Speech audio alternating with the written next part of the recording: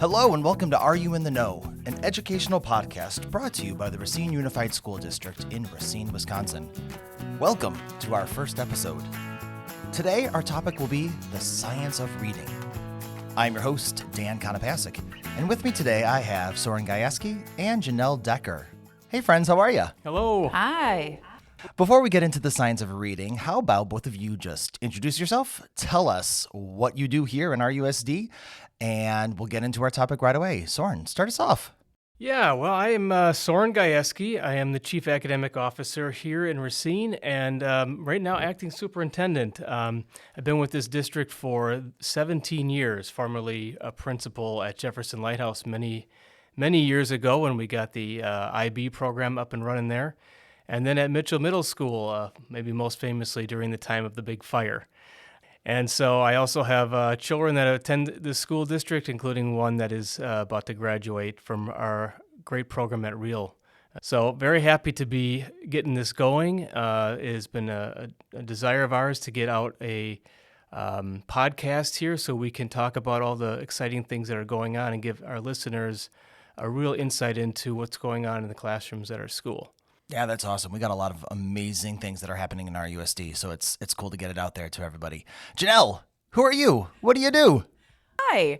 I am the Deputy Chief Academic Officer, right now the Acting Chief Academic Officer.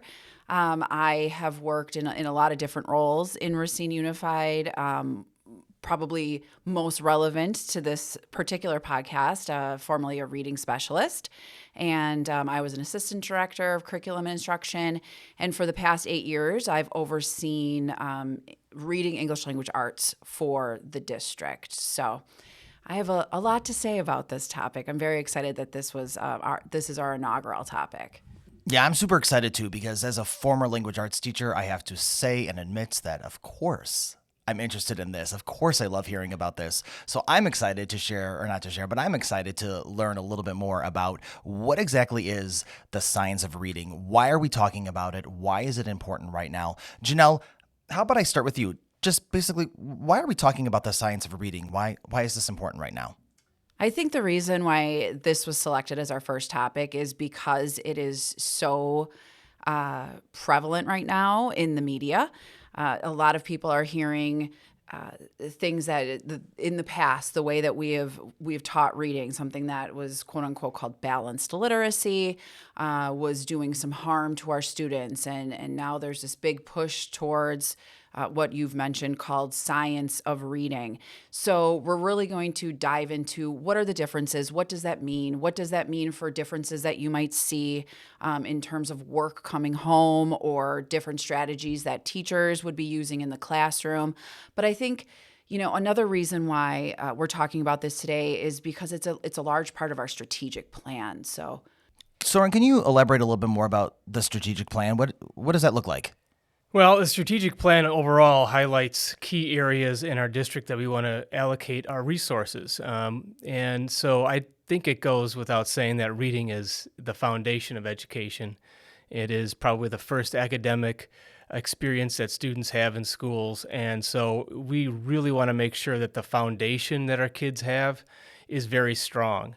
And yes, we've had different ideas over many decades about what good reading instruction is, but we also know that our students are changing as well. It's a different time period, and we continue to learn about what works best with our students. We have a lot of information coming out of the world of neuroscience that helps us understand how students learn. And so we want the best for our kids in Racine Unified. So part of the strategic plan is to really invest in early literacy, and what Janelle is going to talk about here is the latest and greatest in getting best results from our kids. So Janelle, I have to ask then, what is the latest and greatest? Because I can remember being in school, 1986, and how I learned how to read, and then seeing how people younger than how it changed. What you just said, balanced literacy, was that the term that you used? yes. And now it seems like we're moving into whatever, forgive me for not knowing, whatever science of reading is. So I guess maybe for those that can remember how they learned how to read, or maybe how, family or people who are a little bit younger or older learned to read. What is this essentially? How is this different? What is it all about? So the way the media has depicted it is that basically we're going back to more of a phonics heavy focus. And of course, in us as educators know that it's a lot more than just phonics. But if I were just to break it down, it would be that we're really paying more attention to these discrete areas of literacy skills in teaching and learning for the students, and then, of course, the professional development for the teachers around what sequence do we teach the letters and the sounds, and what are the best ways of using manipulatives or games or songs. So that's the nuts and bolts version. Really, though, for people listening, and I hear this all the time, well, I learned how to read in X manner. Something called the reading wars has been going on for decades, actually almost a century. It started really with like Webster's dictionary and defining like what literacy is, what reading is. And it's gone in a lot of different directions. At one point in time, some folks might have learned to read just by sight. Sight words were really heavily focused on. So the Dick and Jane books, I'm going to learn as many sight words that's really the most the words that show up the most in print. I'm going to learn all those by heart, and then I will be able to read. Well, then new research comes in, and it's like, no, that's not going to do it. You're eventually, not every single word we can memorize by heart. So we're going to move more into phonics-based. And so we did that. We focused a lot on phonics, a lot of workbooks, a lot of drills. And we still really weren't moving the needle in terms of really big gains in literacy achievement across the country. And then, it became kind of political in nature, and we started doing more broad scale testing. And then when we could see across the country, what are our literacy skills like in comparison to other countries, in fact, even. It always seemed like the U.S. wasn't measuring up to what we believed that we should be. So more research comes in, and it turns into something called whole language. Whole language is if I read widely and I put a lot of print in a room and I read a lot of books and I listen to a lot of books and I discuss a lot of books, that somehow reading will just kind of form and develop. And that didn't really happen either. So then there's these two camps, which are kind of called whole language and like a phonics base. And the whole language folks said, you know what, we understand that we need phonics. We're going to incorporate some phonics in too, but we still hold firm on let's just read a lot of books and the kids will become readers. And our scores still hadn't moved. So now, because of the latest and greatest, Soren mentioned neuroscience, there actually has been capability now to look at brain scans while children are reading, and that there's actually mapping that happens when learning language and learning how to read, and that those areas in the brain that kind of turn on when kids are learning how to read, they I don't want to say light up best, or the strongest result is from direct phonics instruction. Gotcha. So I have a 4-year-old, and he'll be going into kindergarten in about 2 years. We're waiting a little bit. He'll be going into kindergarten soon. So if my child comes into school, into kindergarten, what does that look like for him? How does the science of reading matter to him with his kindergarten teacher? What does that look like? Yeah, I love that you started kindergarten. I'm going to backtrack, actually. Oh, let's go back. Why not? I'm going to backtrack. So emergent literacy is something that you're probably doing at home, and many, many parents do at home. But it's the building blocks of literacy. Literacy is built on a sea of language, so a sea of talk. So talking to your kids, reading out loud to them, pointing out letters, talking about characters, all of that goes into a child having better success in literacy. Then in pre-kindergarten or 4-year-old kindergarten and 5-year-old kindergarten, they really start learning more about writing their name and learning more of the letters and how to write the letters and even getting into some letter sounds. So if you're a parent of a 4 or 5 year old and you work a lot with, what's that letter in that sign? M for McDonald's. All of those things help to build a really solid foundation for reading and writing. So I would focus on that and rhyming. So if you do a lot of singing or even a lot of rhyming books, there's a reason why Dr. Seuss was so important and critical in a lot of children's childhood. Same with nursery rhymes. All of those help to kind of get kids ready to manipulate the sounds and words so they understand how language works.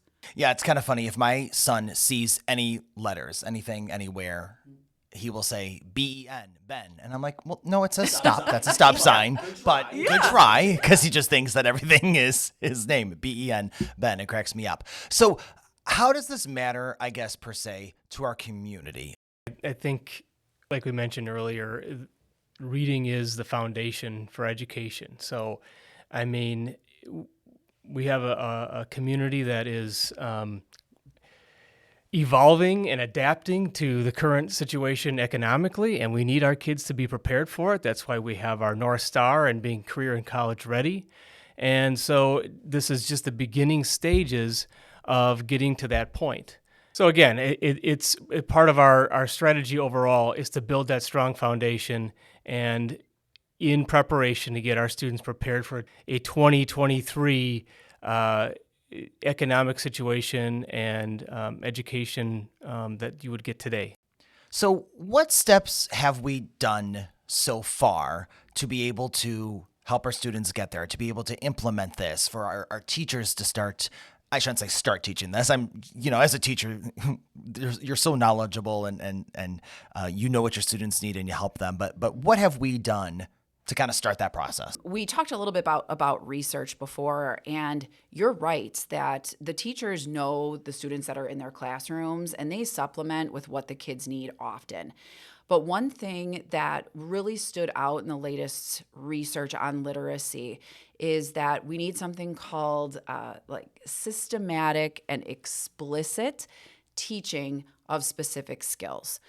So that means that certain skills need to be taught in a certain order, in a certain way.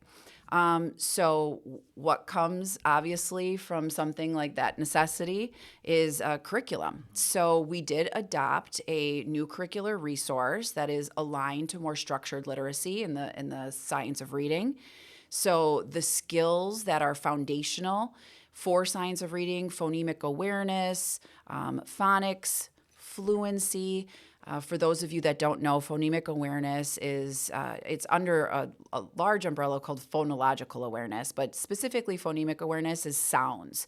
So when I was mentioning about rhyming and wordplay and like substituting sounds out, map, change the to a k, what do you have, cap, being able to do those types of auditory activities is almost like a precursor to being able to read. So all of those activities and those skills are incorporated now into our curriculum in a very explicit manner. Not everything that was in balanced literacy is out the window, though. So things that we've been learning about for, at least since the early 90s, maybe the late 80s, there's a lot that's still in there. Comprehension, a lot of the ways that we have taught comprehension is still the same. Fluency, those things you're still going to see, and they're going to look similar. It's just this change in how we teach and how we focus on the foundational skills. That's really what science of reading is all about. So we changed the curriculum. We also did a summer institute, which we required for all of our pre-kindergarten through second grade teachers, including our special education staff. And it was a 4-day summer institute. It was really in-depth about all of the changes and what are all the components of science of reading. Why are we doing this? What has changed? What should this look like in your classroom? And how can you use this new curriculum in that fashion to make the most gains and growth with your students as possible? We're planning for grades 3 through 5 for this summer. So, and for middle school special ed staff to have to attend. It's really, really important that since COVID and the huge gaps that have emerged from COVID, that now older teachers that in their traditional teacher training program never had any type of training on teaching students how to read. That was really viewed as a kindergarten and a first grade, maybe even a second grade teacher's job. By the time they get to third grade, we're switching, and it's all about comprehension. We are reading to learn. Well, now that's different, and the upper grade teachers have to understand what is it that makes a student literate.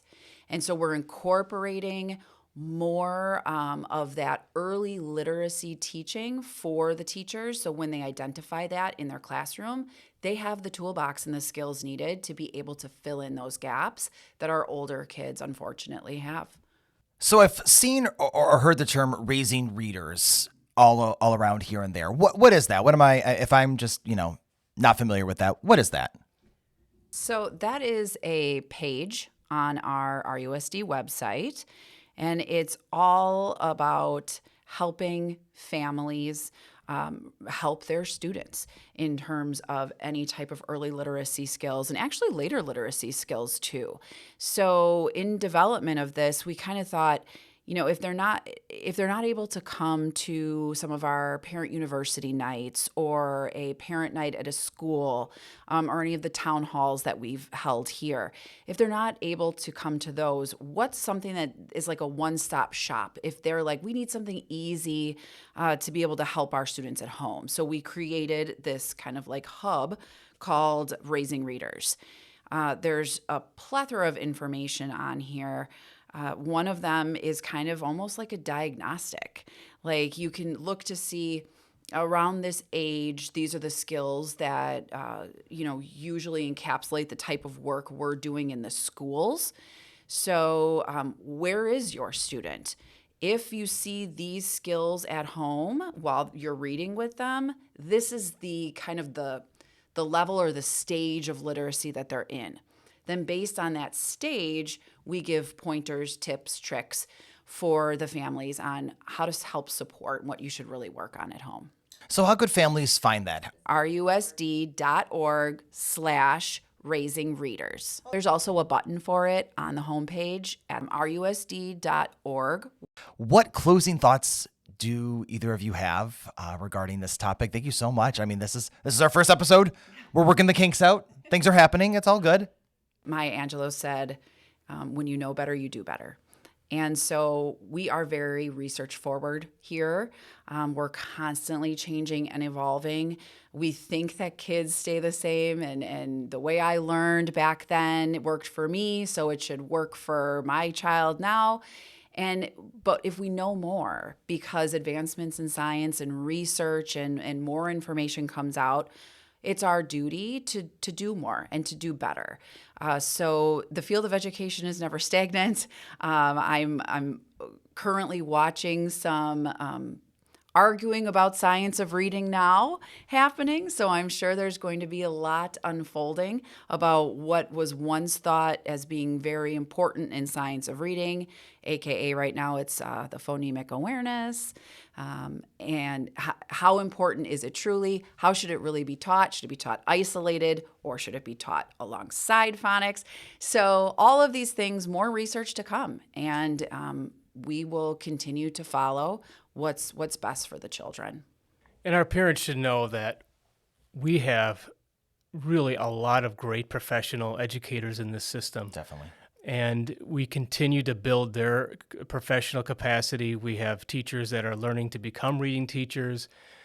We have some terrific, well-skilled and well-experienced administration here in this district that's leading the way on this. And I expect that our students are going to see some great gains in the near term and definitely in the long term. I'm very confident about this and very excited to see what's to come in the near future. I also want to say I am so excited again that this podcast is up and running. And as we hear from our families and our community about topics that they are interested in, we want to utilize this tool to be able to provide a more lengthy response or maybe a more lengthy explanation of what we're doing, because we love to share what's going on in our classrooms. That's awesome. Janelle, Soren, thank you so much for joining me on this first episode of Are You in the Know? And listeners, we can't wait to come back to you with more great educational content. Thank you, Dan. Thank you.